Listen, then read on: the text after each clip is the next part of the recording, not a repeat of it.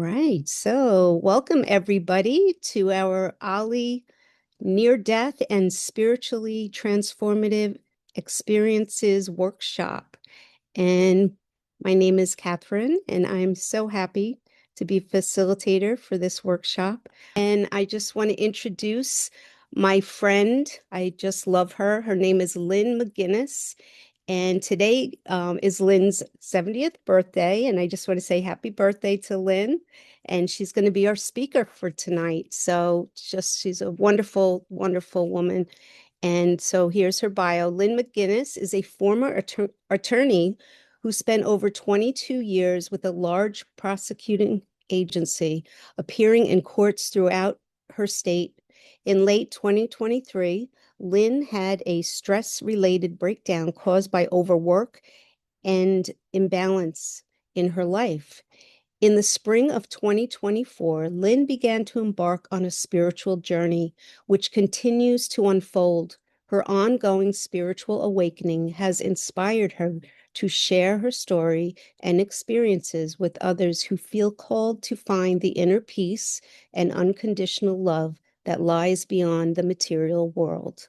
And Lynn also published her first book. It came out in December, and it's called Overcoming Adversity by Embracing the Higher Truths, One Woman's Journey to Spiritual Awakening. And you can find that on Amazon or on Lynn's website, which is freeyourselfromburnout.com. All right, so I want to say hello and welcome, Lynn. So nice to have you here. Hi, I'm a little nervous about this because I know you, Catherine, have had a lot of famous people on your speaking to this class, and I'm not famous. I don't want to say just, I'm a gal who's on a spiritual path, and I like sharing my story because I want to inspire others, and I'm so happy to be here. And welcome to everybody who's here. I thank you for coming. I'm in San Diego, so it's 9 in the morning here. And I imagine a lot of you are in the East Coast where it doesn't stop snowing and won't stop snowing. So I'm not going to complain about the fact it hasn't stopped raining here and we don't know how to handle the rain. So we're swimming to our doorsteps. The weather's been weird everywhere. I'm going to watch the time. I'm going to share my journey as much as I can.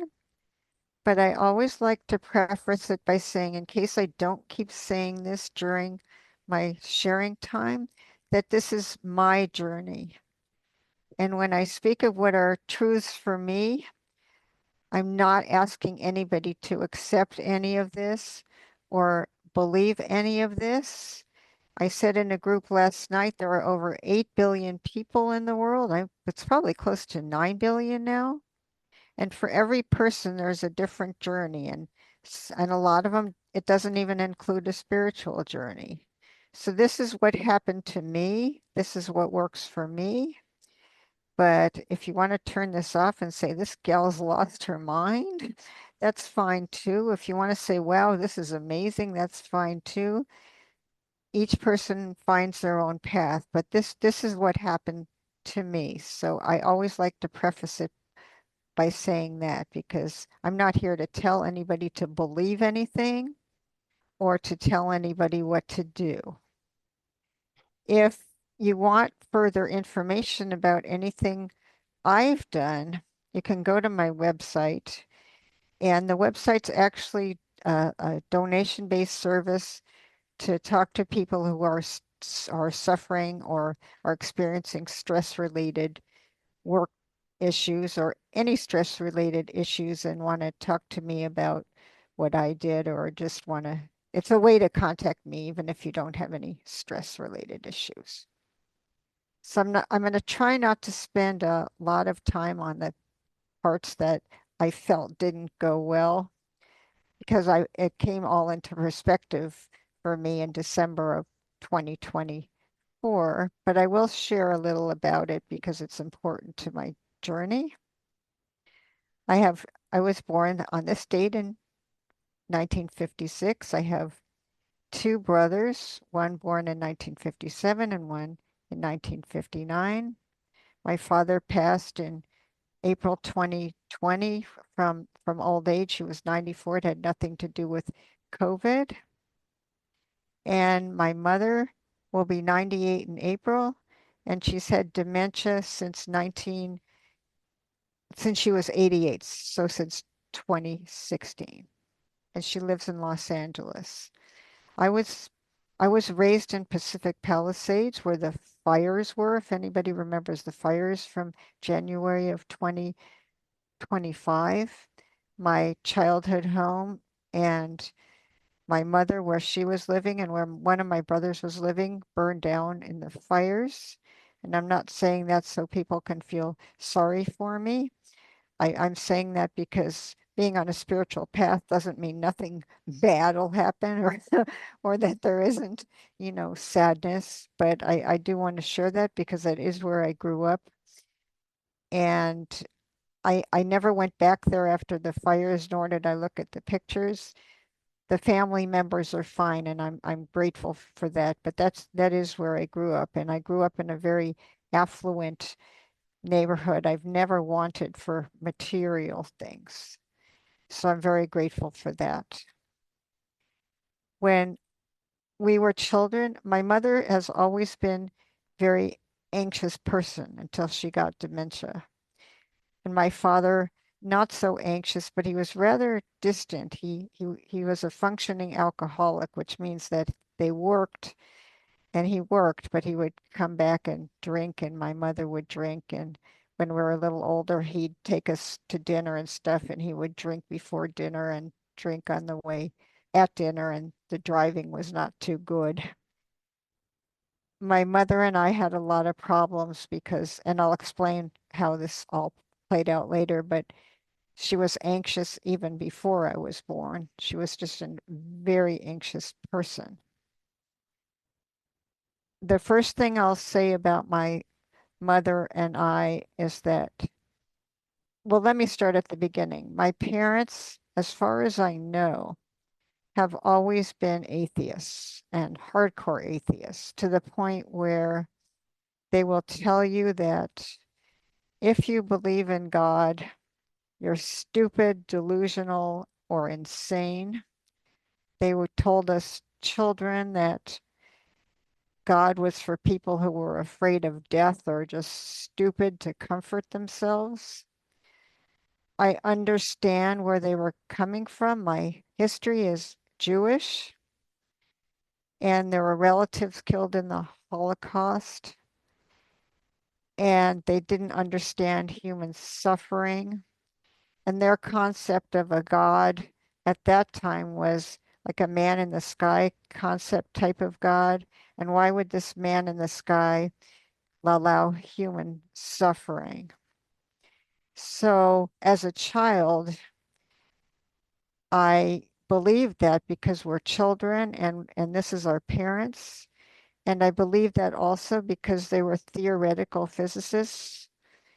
And I would ask them questions as a child, like, what about the soul? And they would say, there's no such thing that can't be scientifically proven. So there's no such thing as the soul. And at that time, I did not know that Albert Einstein did not feel that way. But I don't know only my parents. So because of that, I grew up, and they also, it was during the Vietnam War. So because of that, and because of the war footage on the news, and they had the news on all the time, and they and me today, and I don't mean to offend anybody, so I won't go into politics, have always been very liberal in political views. So we had the news on all the time, and all they had on was news, and I would see the war footage, and they'd talk about how unfair it was and how the world was just an unfair place. And added to that was the fact that as kids, and some of you may remember that, we would go to school as small children and we'd have these bomb drills where you duck under a desk and people would build bomb shelters. And my parents, and even I knew this as a kid, my parents didn't have to say that. They said, and I pardon my French, they said, this is ridiculous. If there's a bomb, then you duck under a desk, you can kiss your ass and tell your ass goodbye. Basically it wasn't going to work. They were always talking about the negative things in the world. And added to that was the fact that they said anybody who believes death is not the end of our existence is just wrong. That's stupid, you know. Obviously, it's the end of our existence. So between that and no God and all this scary stuff on the news and the world is a dangerous place, it was scary for me as a kid, very scary.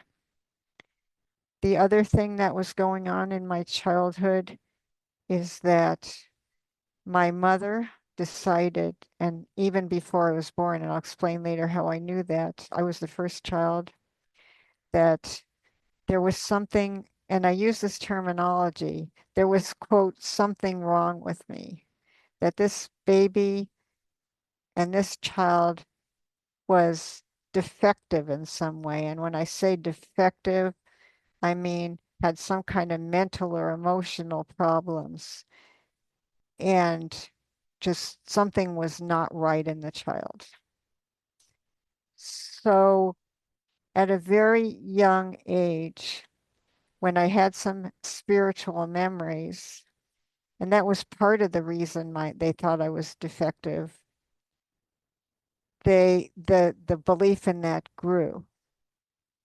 The first time it was expressed to me, and my mother told me this later, I didn't remember it, is I was a small child and I was in the park and I would put things in my mouth. And my mother would tell me, babies just don't do that. They don't put things in their mouth. There's something wrong there.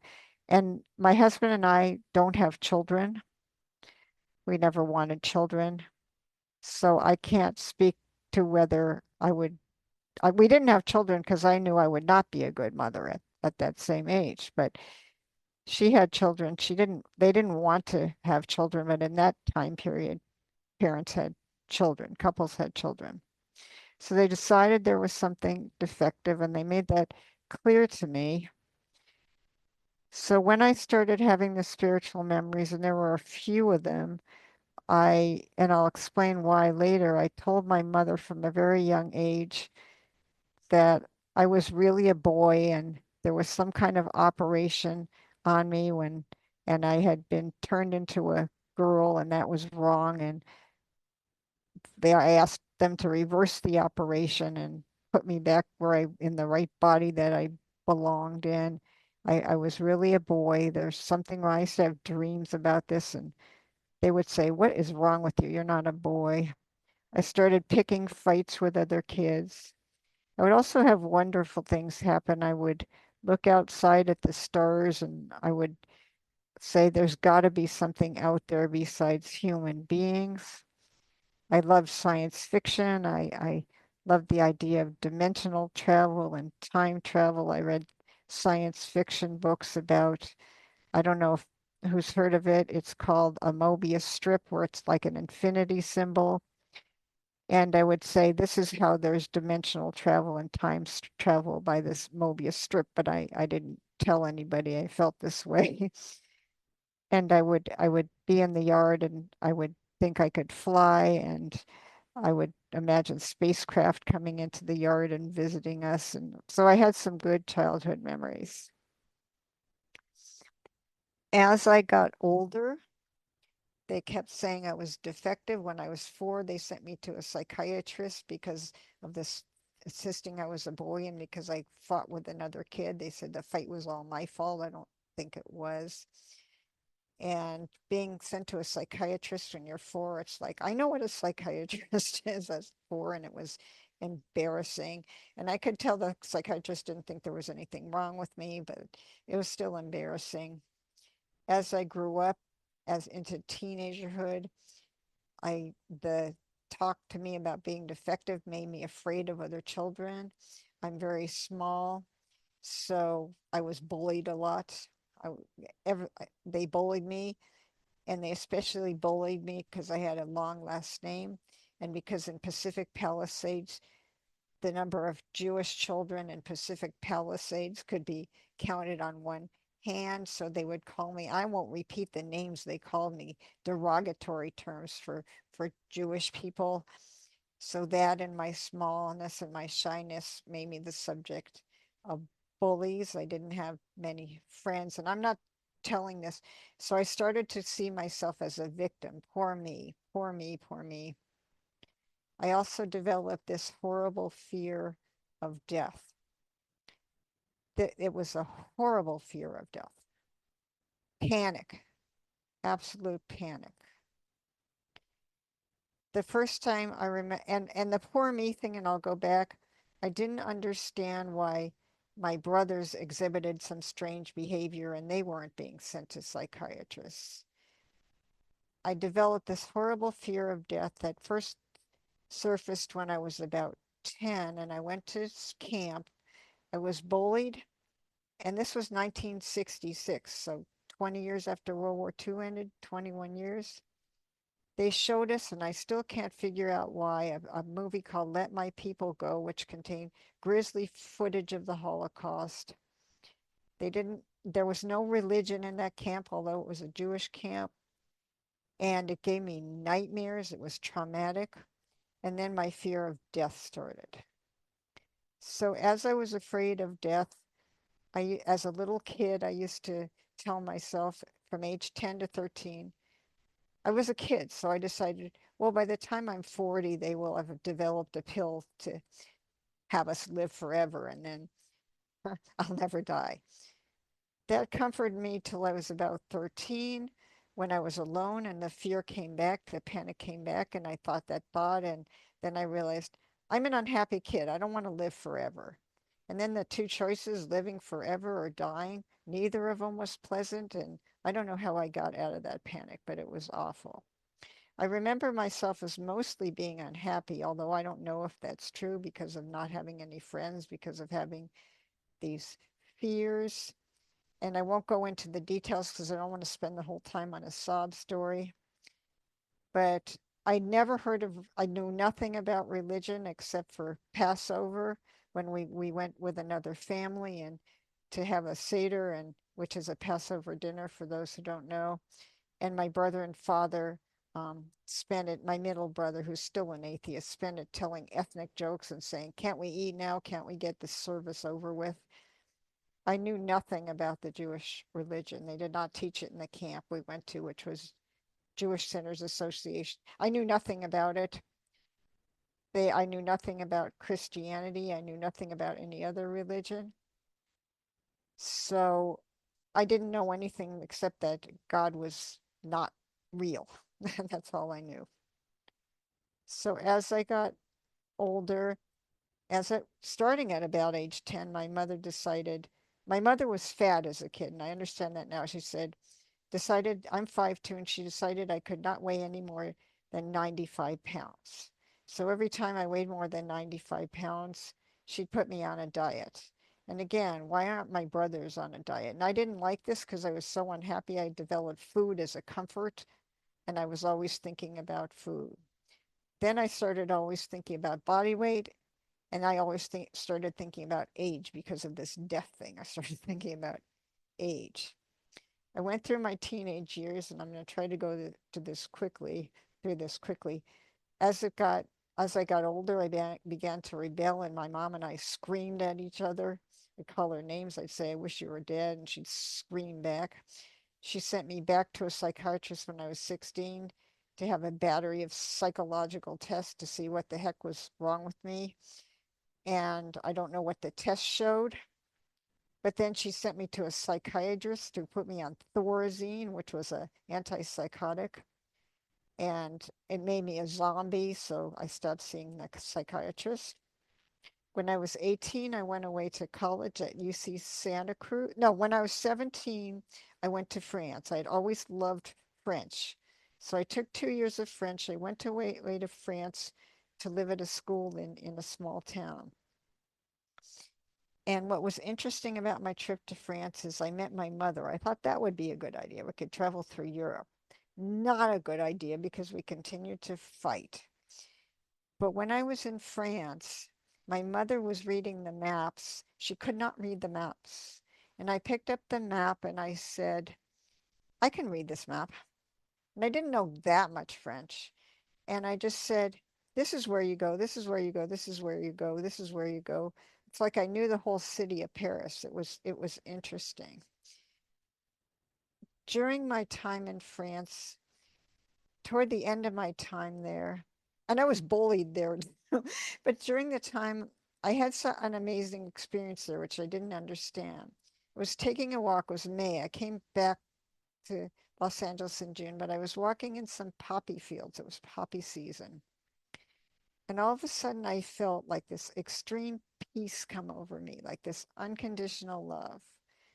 And everything was so peaceful. And I did not know what was going on. And I did not have any frame of reference. So I thought, well, this is truly amazing. This is truly amazing.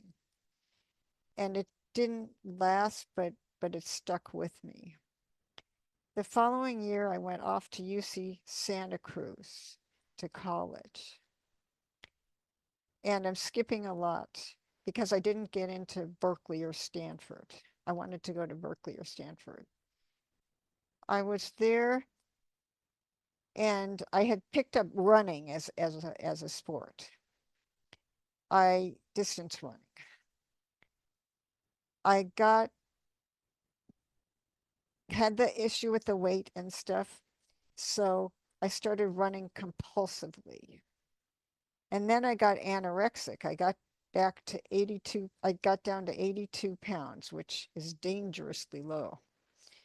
So I transferred out of Santa Cruz. For some reason, I kept going back to the same dysfunctional family. I went back, I said, I want to live with my parents again. Why? I don't know. My mom saw me and she said, what the heck happened to you? And she sent me back to the same psychiatrist that she had taken me away from because she put me on Thorazine. But the anorexia went away. I went to UCLA. I transferred to UCLA. And during my time at UCLA, I had a professor and he couldn't stop talking about death. And that started the obsession over again. And it was pretty bad. I'm going quickly so I can get to the good stuff. When I was 21, I met the man I ended up marrying. And let me go back to college. I had another transcendent experience. I was sitting on a hill with somebody, and I had the same experience. I was looking out and I said, this is amazing. This is peaceful. I could sit on this hill forever. It just came over me like that. When I was 21, I met my husband to be at a party for a friend who was moving away. And I had some experiences over time that I didn't recognize. He asked me out on a date, and I'm like, oh, okay. I didn't really want to go. I wasn't attracted to him. We went to a putting range. I'm like, okay, I don't golf. And we were walking to the putting range, and this like thought, or it was a telepathic communication, which I know sounds crazy, but said, this is the man you're going to marry. And I'm like, what the heck is this? I don't even like this guy. Who said that? But over time, we got to know each other and we got married when I was 22 and he was 25. The first year, the December after we got married in July, we visited his family. He has one sister, and she asked me, I don't know how this came up, if I had a certain set of religious beliefs. I had never really heard of these beliefs before. And I said, no, my parents are Jewish and they're atheists, and I don't know what to think about God. And she said, because you don't think the way I do, you're going to go to hell when you die and you're going to spend all of eternity there. And I started an argument with her. It didn't make any sense to me. And she said, well, that's what the Bible says. And I told her this doesn't make any sense. And I stormed out.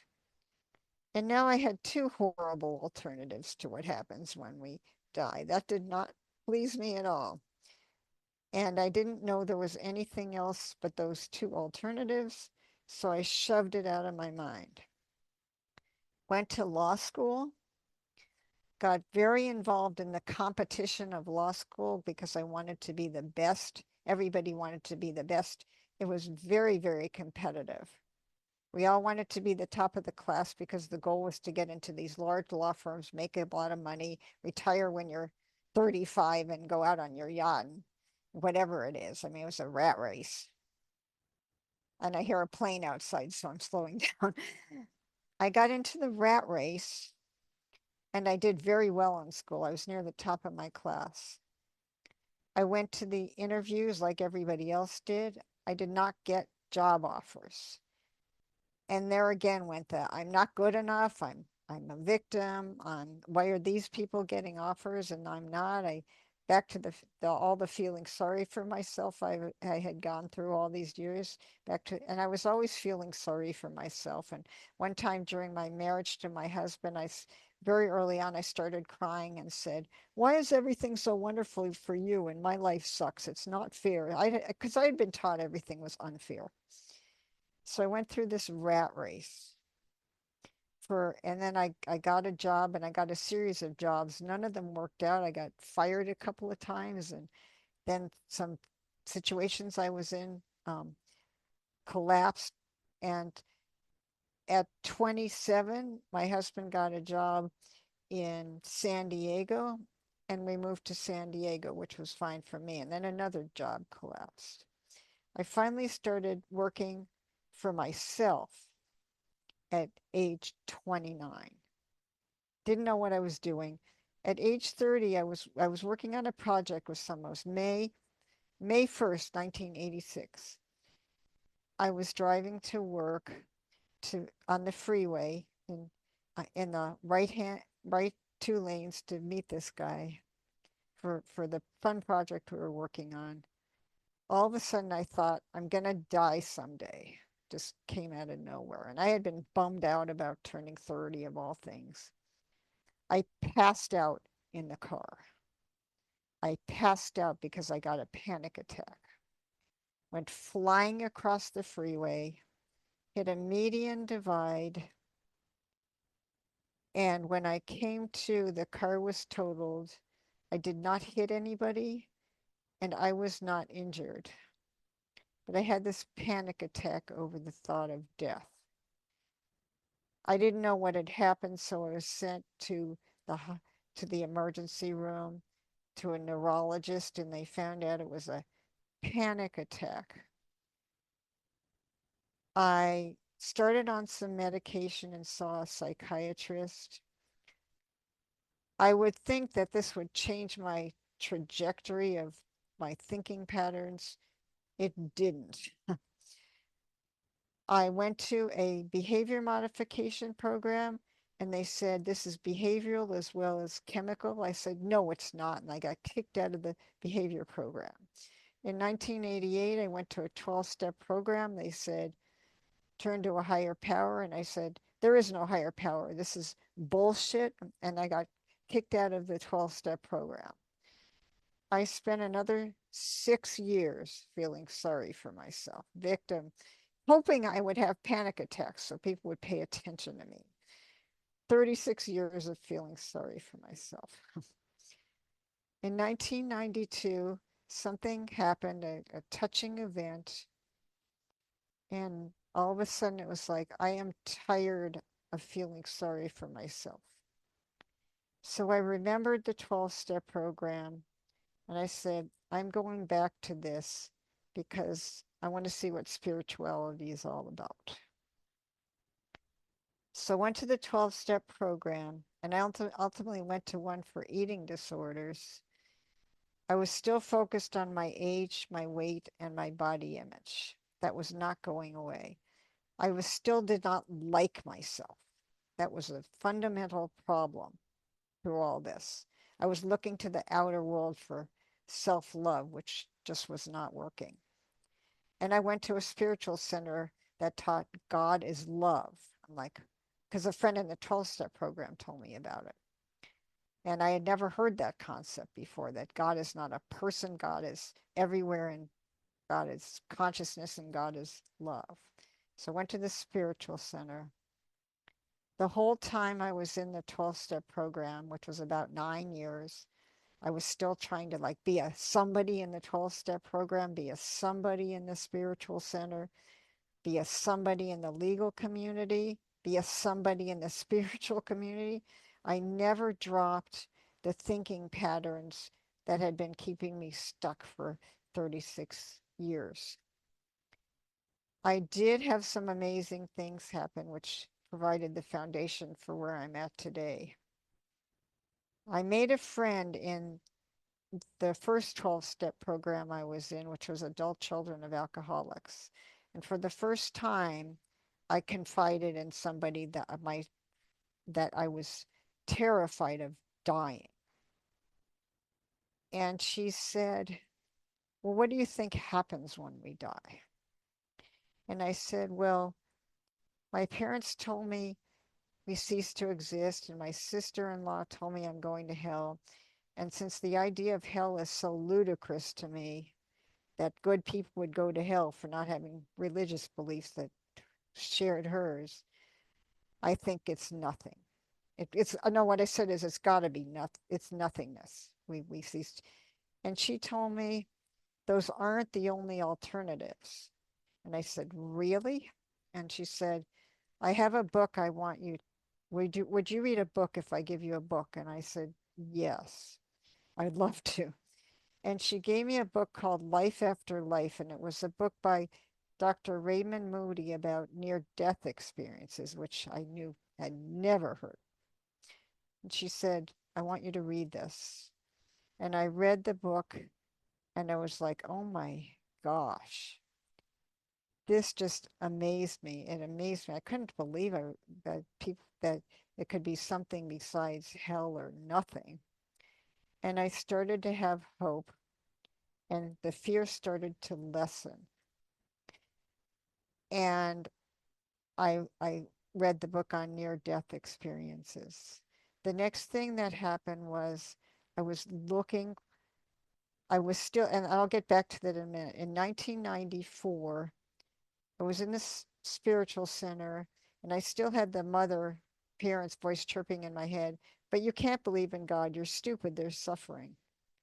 I was sitting in the spiritual center, and this amazing, overpowering, unconditional love filled me and was all around me. It was an overpowering experience. And what came to me is, this is God. And after that, and it was like the experiences I had as a teenager, but was a million times more powerful. And after that, the parent voices started, and I never doubted again, even in the times that followed where I was having trouble. So, in after I read the near death experiences books, I started looking for more books, and I saw books on reincarnation. And I said, well, I've never heard of this either. This sounds interesting. And I started reading those books, and I said, this makes sense to me. Nothing else makes sense to me. I kept reading, and I'll start going faster. I won't get to the fun stuff. In 1997, I was looking at those books, and I came across a book called Journey of Souls by Michael Newton. And it was written in 1994, and it was about our life between lives, about what the soul does between lives. And it was case studies about what had happened, what happens to us when we're not in a physical life. And I'm reading this, and I'm like, oh my gosh, this is coming back to me. And it was just amazing. And so the following year, one of the things he was talking about was spirit guides. So the following year, I had a series of dreams or visions, and I had a vision where my spirit guide came to me, and I remember the date, time, circumstances and everything that happened in it. And even though it was 28 years ago, and it fascinated me. And Michael Newton lived in California. So I wrote to him and I said, can I see you for one of these sessions because they're hypnotherapy sessions. I want to do this. And it took 3 years, but I got to see him. And it was amazing, and it was recorded. The whole thing wasn't recorded, but a lot of it was recorded. And it was amazing. I couldn't believe after it was over, I listened to it and it's like, I don't remember saying any of this. That was in May 2001. And and he was the only one doing it, so it was a 3-year wait. At the very end, there were 3 messages there that I did not, I listened to it and I did not remember or hear the messages. The first one was, you can ask your guide for guidance at any time. You don't have to wait for a dream. The second one was, you're focused too much on your body. And the third one was, you need to unconditionally love yourself or you'll never make any progress. And I had not ever heard of unconditional self-love. So really quickly after that, I decided that I put it away. A bunch of stuff happened. I thought I'd be happy if I started working for the California Attorney General's office as a prosecutor because I had been a defense attorney doing appeals work. I did appeals work. So I applied for them in 2002, got the job, and very quickly, my whole time there was spent trying to please people, doing everybody's work, doing nothing but work. I wasn't afraid of death anymore, but I dropped all the spiritual stuff and just trying to be the best, the best, the best at everything. I went to the California Supreme Court a number of times and trying to be perfect, thinking the next award would get me self-esteem. Did not happen, of course. And just getting more and more stressed out, more and more stressed out, and more doing nothing but work, even on weekends, volunteering for so much I couldn't stop working. So that's all I did, and that's all my husband was doing is work, work, work. Dropped all my spiritual friends, and it got worse and worse as far as things go. COVID came and the office shut down in 2020. Unlike most offices, they never, and still to this day, they did not have us come back to the office. So because I didn't have my outside activities, I got very isolated and it got more depressing. People were beginning to notice I was depressed. In, in 2023, I had a case in the California Supreme Court. The result that we got was not expected. It affected a whole bunch of cases in the state of California, and I won't go into why. No one expected it.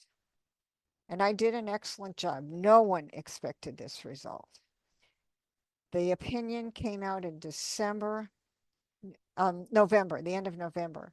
And I blamed myself. I said, Lynn, you just ruined the entire state of the law in California, and you're going to cost the taxpayers millions of dollars in and what did you do? And if someone else had handled this wouldn't have happened. You know, all the negative self-talk and self-blame. 2 weeks later, I woke up and I couldn't do my work. I'd had a breakdown.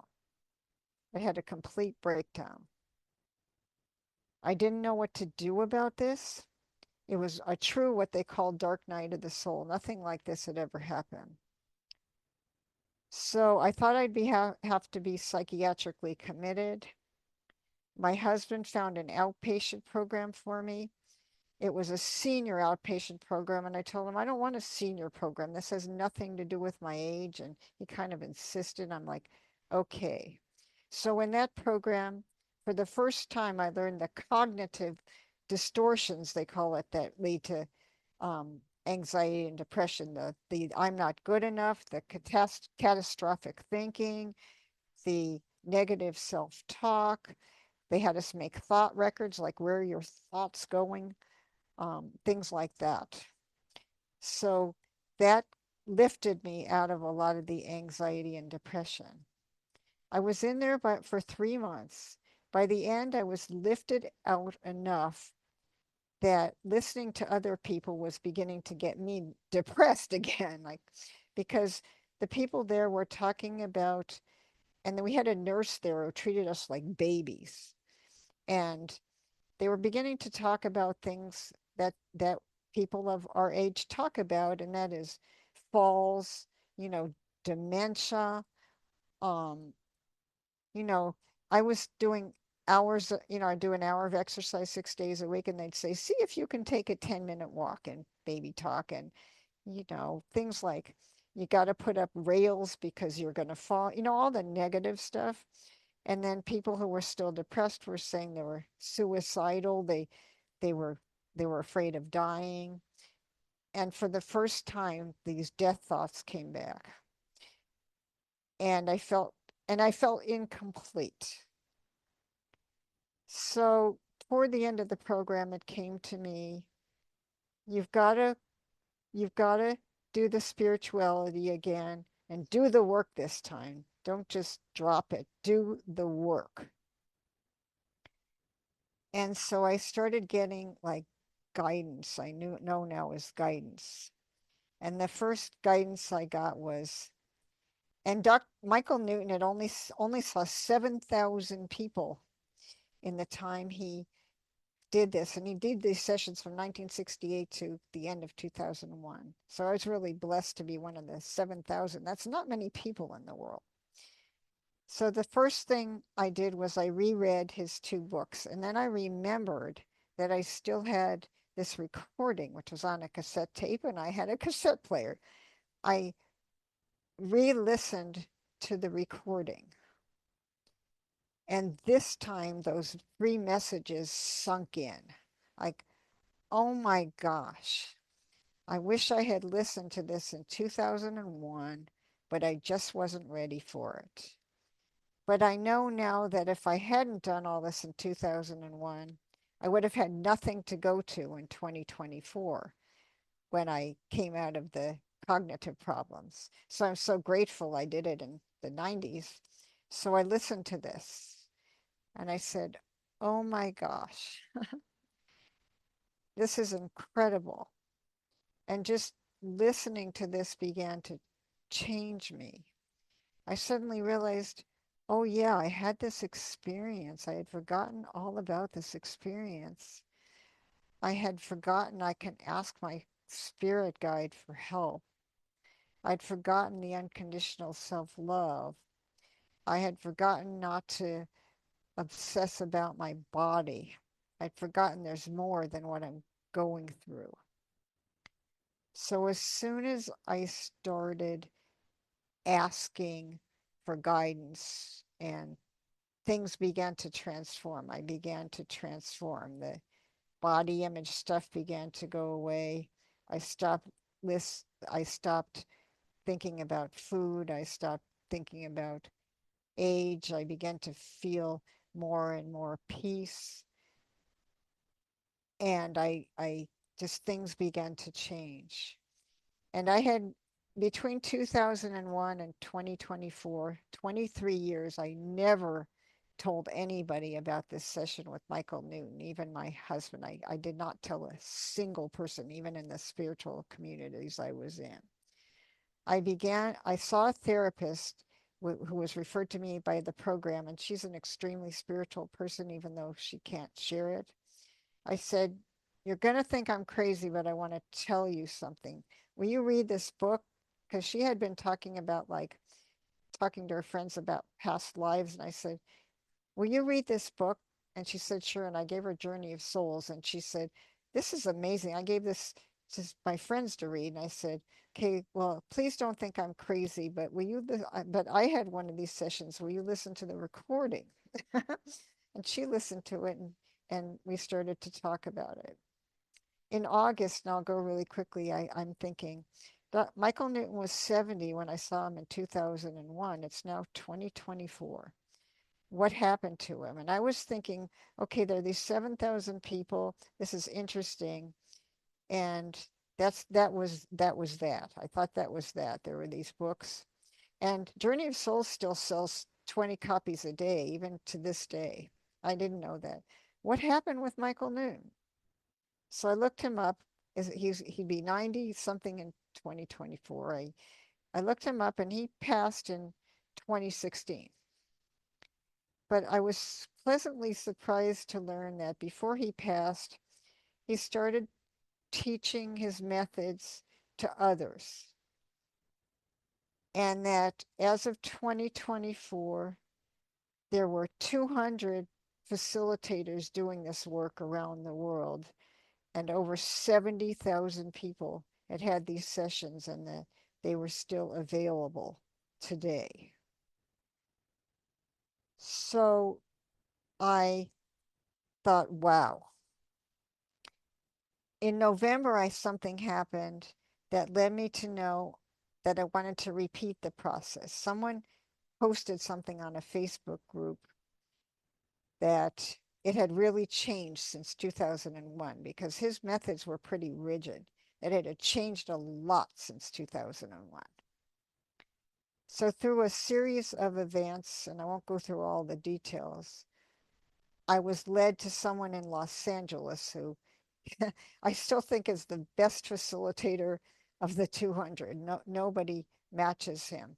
And in the meantime, I had started getting to know my spirit guide again and asking for guidance and getting the guidance. And that made all the difference in the world.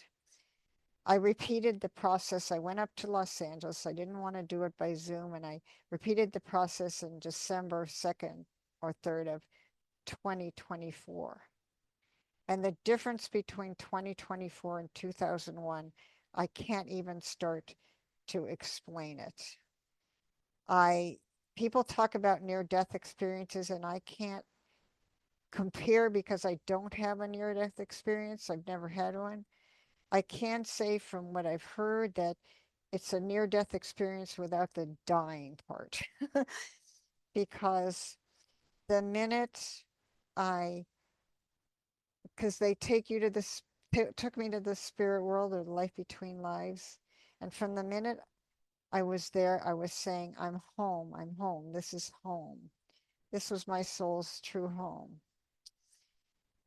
And as I experienced a variety of things, like seeing the wise ones called my counsel that guided me through various lives and were there lovingly there for me, my guide who was always with me, just healers who would heal my soul, just various beings in the spirit world, and also learning things. I learned things.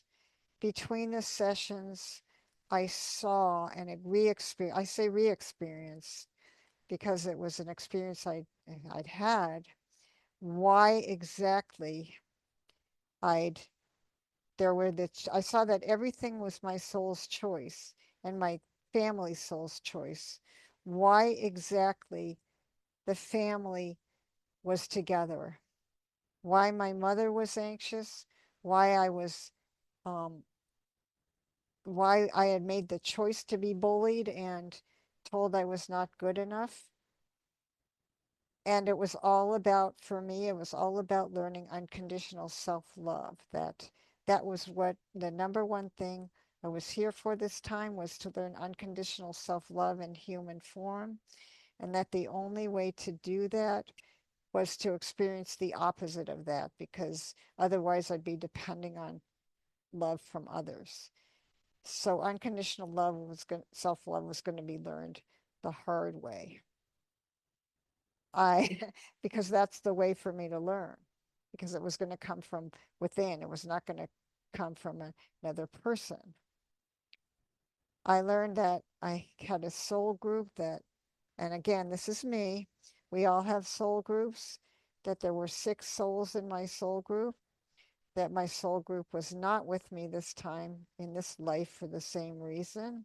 I learned who my soulmate is, that we'd been together for a short time and that was it. I'd been having dreams about this person my whole life and I did not know why. One of the most profound experiences I had was seeing the soul group created from God or the creator, just like spinning off from the creator. In the second, I had a second one with him in May to like learn more. I saw, and I know that some of this sounds pretty wild, but I did experience this more about what I call pre-birth planning. I saw that, and I saw this in December too, that there were many, many, many worlds I could have chosen, my soul could have chosen from to come to other than Earth. That Earth is probably one, if not the most difficult place to come to. And that my soul that had said this time, I want to explore coming to another world because this one's getting kind of tumultuous and difficult. And that there had actually been like a large, and I can't really describe these, but I call it a classroom where there had actually been holographic images of other worlds. And I'll stop in a couple of minutes. And my soul had seen these other worlds and said, well, can I? and that these look interesting. And it was a tough decision. And in making this life decision, we were allowed to step into some of these worlds and experience in them. And then it was an even tougher decision.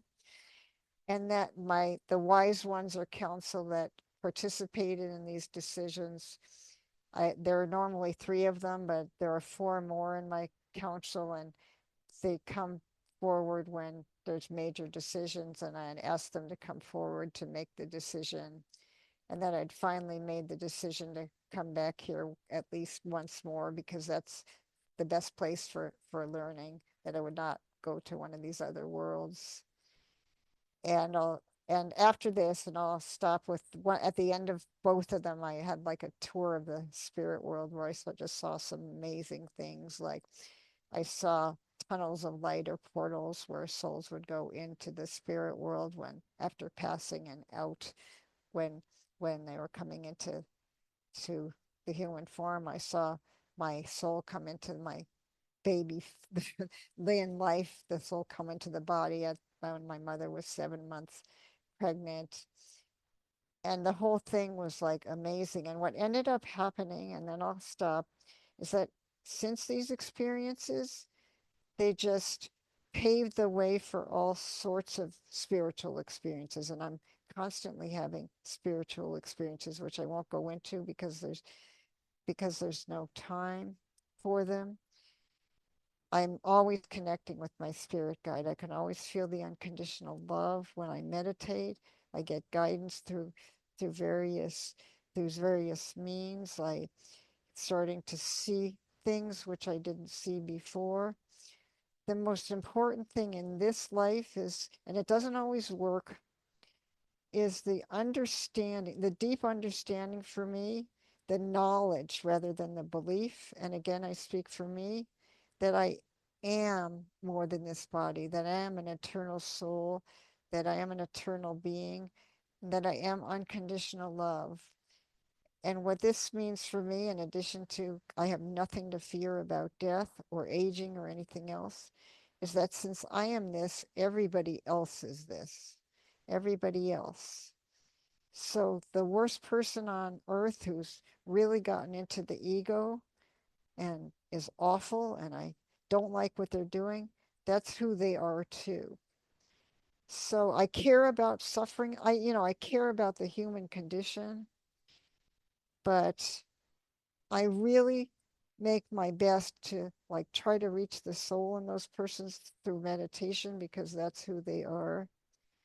And I honestly think that the world is awakening because we're sharing these experiences more, and more people are are having these experiences, and that it'll spread. It's very dark right now. It looks very dark, but that's not who we are. That's not who anybody is. And I have a lot of hope for the future. And I have tragedies like the fire. But for the first time, it's really a joy. It's really a joy to be alive. and to be in these times. And I'm just grateful to be speaking to you all. And I hope that I've you've gotten something out of it. And I thank you, Catherine. Catherine, I met on one of the IANS group sharing groups because I love listening to the experiences in those groups. And if you've heard Catherine, if you haven't spoken to this group now yet about your own experiences, I hope you do because Catherine is really worth listening to. And I thank you for having me as a guest.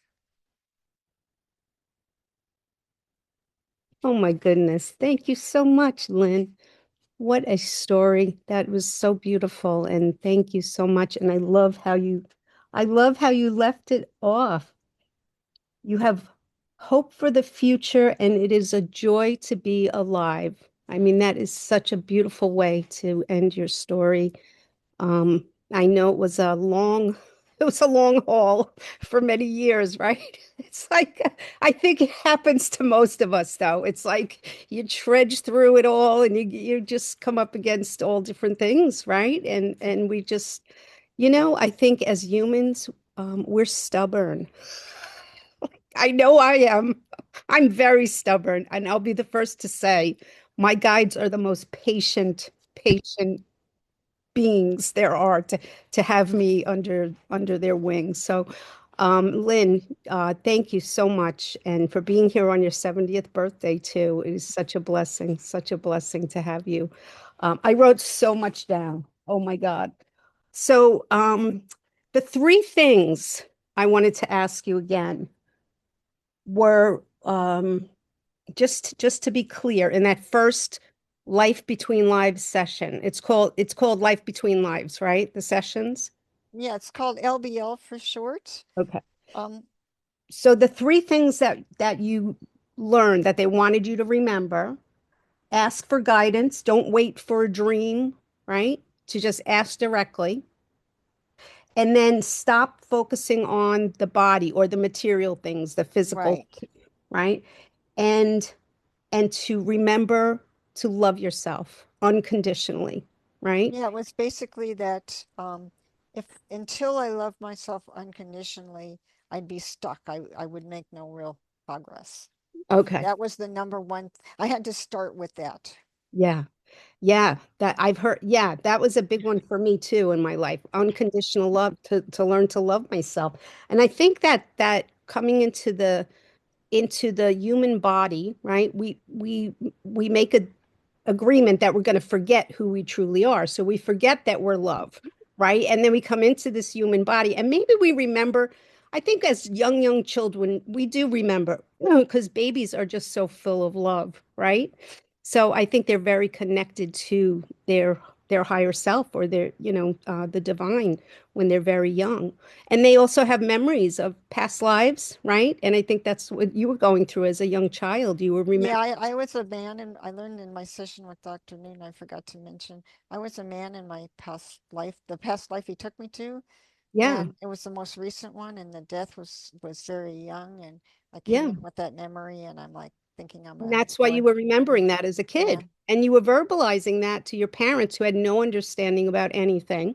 So then they took you to psychiatrists and told you were flawed, right? So there you go. There's the start of everything kind of like closing in on you. And then you had to find your way back to who you truly are. And you did that. And oh my God, that's amazing. It's I amazing. think children today are being born awake. I think things are changing. Yeah. Yes, I agree. Yeah, the children today are very, very in tune with who they are. Um, all right, so I'm going to see if anybody has any questions. So if you have any questions, insights, feedback, anything you would like to say to Lynn, please raise your hand and I will bring you in and spotlight you. I see Maria. Hello, Maria. Hello. Oh, thank you, Lynn, and happy birthday.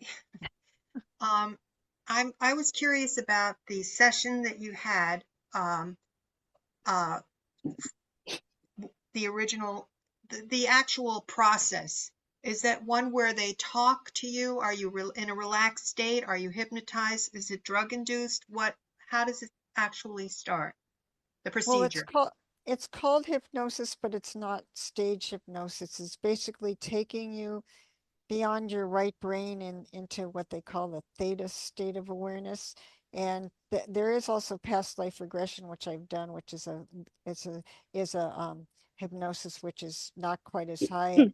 The way the process works, and I'll be brief about it, is there's a long relaxation period of just breathing and relaxing.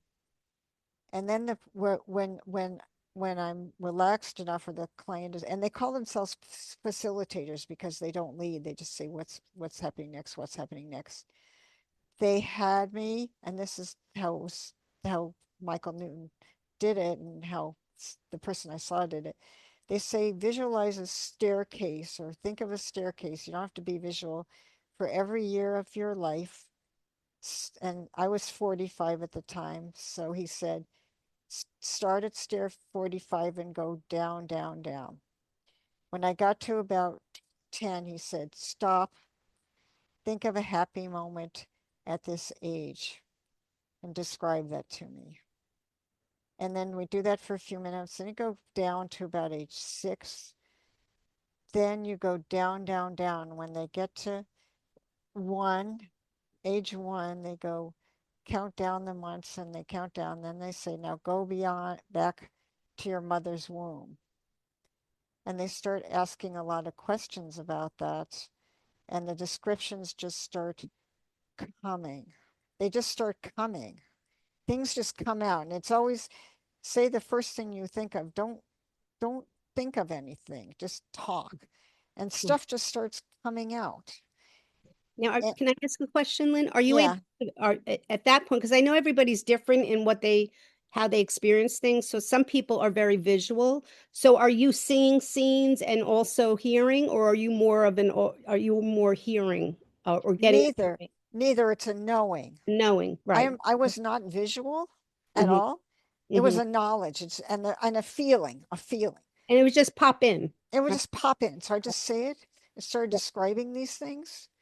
And then the way Michael Newton did, he would say, okay, now go to your most recent past life. This is how he just developed it. You're beyond this, and just tell me what you see. And he'd go through it very briefly, and then he'd say, go to the last day of that life. How are you dying? What do you see next? And then it would invariably be, well, I'm out of the body and this is happening. Okay, now what's happening, he'd say. Right. That's now it's a little different. They still do that first part. They don't necessarily go to the most recent past life. They go to one of significance.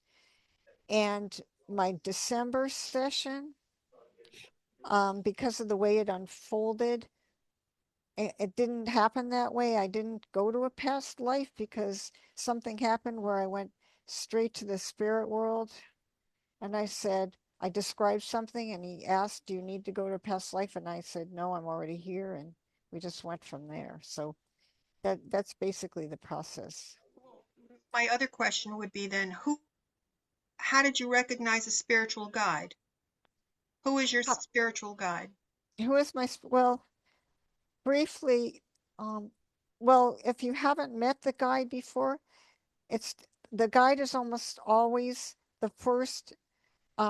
They'll say something like, go to a time when you're in the presence of a higher being. What do you see? Some people will see Jesus, some people will see Mother Mary. A lot of people see their spiritual guide, which is a guide or guides that have been with the person since the creation of their soul. For me, I'd had this vision where I saw very briefly, I saw a figure standing behind me, and it was April 17th, 1998, between 3 and 4. I remember the whole thing. And a figure was standing behind me, and I had a telepathic communication. Who are you? And the figure gave me a name and said, I'm your spirit guide, and showed me some things. And I won't go into what they were. They were beautiful. And I'm like, wow. But I wasn't surprised. And the name the guy gave me, I recognized the name and I knew how to spell it, even though we don't have the name on Earth, and it's an unusual spelling. So in a session with Michael Newton, he said, okay, go when you see a higher being. And I say, well, I know I see my spirit guide. And in the subsequent sessions, because I had past life regression, as soon as I go through the portal from the death, the spirit guide is my spirit guide is the first being I see. And I just know it's my spirit guide. And I say, oh, I see so and so. That's my spirit guide. And when this is happening, are you aware of anything around you, or are you so relaxed that noises and doesn't just you're not distracted? I'm not distracted. They'll say things like if there's a noise, let the noise blend in, but I'm not in a trance. You're not I in a won't re trance. I'm aware of what I'm saying. I'm I'm aware of what I'm doing. If they told me to take off my clothes and dance around the room, I would not You do wouldn't it. do it. No, I'm very aware. Right. My last statement, when you talk about it, a lot of us have had therapy, one form or another. But I was 19, 18 when I needed to see someone, and he experimented with sodium pentothal, and I never heard any tape. I know that I asked him, what's wrong with me? And he said, you're weak.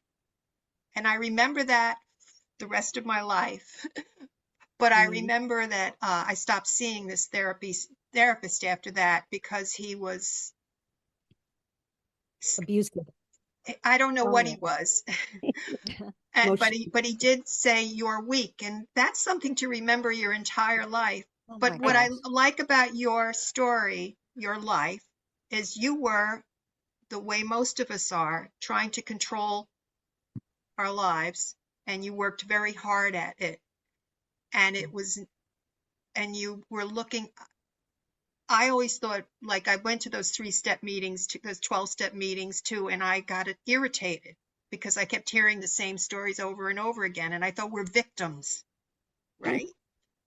So Yeah. I like your story because I relate to it. It's a compulsion that it's all or nothing. And the depression can be very low and the highs can be very high. So thank you. Yeah, I recognize, for me, these sessions, um, a handful of people, nothing will happen because they're just not ready for it. All the sessions I've ever heard about, and I haven't talked to 70,000 people, they go straight into unconditional love. They don't go into hell or anything like that. All the sessions are recorded. The relaxation part isn't recorded for two reasons. One, it's proprietary, but the main reason is they don't want people listening to it while they're driving. And you give the tape to others, and someone will be driving and be listening to this and get in an accident. The sessions are recorded, and the recording is given to you. So all I have to say, it's not for everybody. Like I say, everybody has their own path. But if Right. anybody has any interest in learning about what this is, the websites that explain it are on my website that's in the bio. So if anybody wants to learn more about the person I saw, about how it came to be, or about Michael Newton, the information is on my website if you just want to read about it and what they're all about. So Thank you. And I just want to say a little something. It What you described with Life Between Lives is very similar to quantum healing hypnosis technique mhm. by Dolores Cannon. And she was a mentor of mine. I studied with her in 2014, and she trained me. I'm a level 2 QHHT practitioner. Very similar, Mhm. very similar. And yeah, and her work is also out there if anyone's interested in that Yeah. type of hypnosis, where you can Mhm. actually go back into the pre-birth or other lives, getting in touch with your higher self. And also with her technique, people are able to ask questions of their higher self. So people will come in and they will bring a list of questions that they have for their higher self, and then the higher self speaks through them. And there's also a Yeah. healing component that comes through Mhm. it. So there are different modalities, Right. but they're similar in nature, Right. but each one is a little different depending on what you're looking for or what you are interested in. And also, Yeah, another yeah. one I just want to say real quick is Brian Weiss's work, which Mhm. is primarily past life regressions, but he's fantastic. So, Yeah, yeah. we bring lots of questions now too to the Life Between Lives sessions. Hmm. They ask the questions and then they say anything else, and that's when we go into the other thing. I Yeah. will say that all three, I did quantum recently, and all three are excellent. All three are, they're wonderful. That you learn different things from each one. And Yeah. briefly during the past life regression, because the person was very good, they took me into the spirit world. And I actually had a life review of that life, which was really interesting. Yeah. So each one contributed to my spiritual growth. Oh, yeah. Quantum is wonderful. Oh, it's amazing. And there's a Yeah. healing component to it in the end. Yeah, there was a healing. Yeah, the healing was Yeah. wonderful. It's Yeah. like next level hypnosis. It's not just like standard hypnosis, where you want to quit smoking, lose weight, but it's kind of like for your soul's evolution and for you Right. for your own understanding about who you truly are. So it's really, really wonderful. All right, we're going to see if anybody else has questions. Thank you, Maria. Yeah. Okay. All right. So thank you so much, everybody, for being here. This was wonderful. And Lynn, I just want to say this was absolutely fantastic. And what a beautiful, beautiful soul you are. Thank you for sharing. And I just want to tell you, you left us all with so much um, Yes. just feeling of hope and joy. And I just really, really appreciate that. So thank you. Well, And thank you for having me, and I'll stay on for a minute. And thank you all okay. for coming. Thanks, Thank you. everybody. Thank you. Thank you so much. Next week.